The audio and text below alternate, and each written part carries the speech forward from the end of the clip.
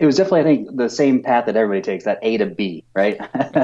I started as a trial attorney, and I did divorce, custody, and support and criminal defense, and I absolutely hated it.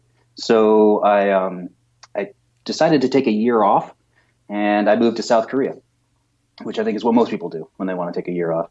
And that 1 year off turned into five. And while there, I opened a business in Korea, and we needed a website. And I had done some website building in college, just kind of for fun, and kind of got back into it. And it took a while because the site that we built for the company was kind of complex. And it took me a while to kind of assemble a team. And I realized, oh, hey, I could actually just start general contracting websites because I've got this solid team. I brought my brother involved into the company. And then we realized, we got all these guys in India. What if we just move to India and open a company there, and we can like watch them, and we'll get more work done, and the prices will be better, or costs will be lower because we're not paying freelancers.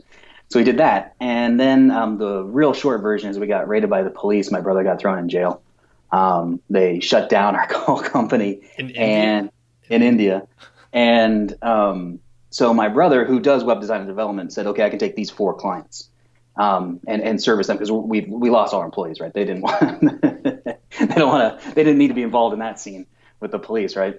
So we're just hemorrhaging clients. He said I can take these four, and we had just started doing SEO, and I had invested my last penny into this company, and I realized that I needed to learn SEO right then and there to service those SEO clients so I could pay the rent next month, and that's literally what I did. Like right then and there, I was like, I need to figure out this SEO thing, Wow. and did it. It was like a make or break situation. Crazy. So what year was that when you went to South Korea? I went to South Korea in 2008, and then started doing this kind of work on the side, if you will, 2010 or so. And then the India debacle was 2012 or 2013. Okay. Wow. So that's really not that long ago. Not Yeah, in that terms of long ago. SEO or in terms of a career, yeah, it's not that long ago at all. But when you have to learn SEO immediately, it really accelerates your path.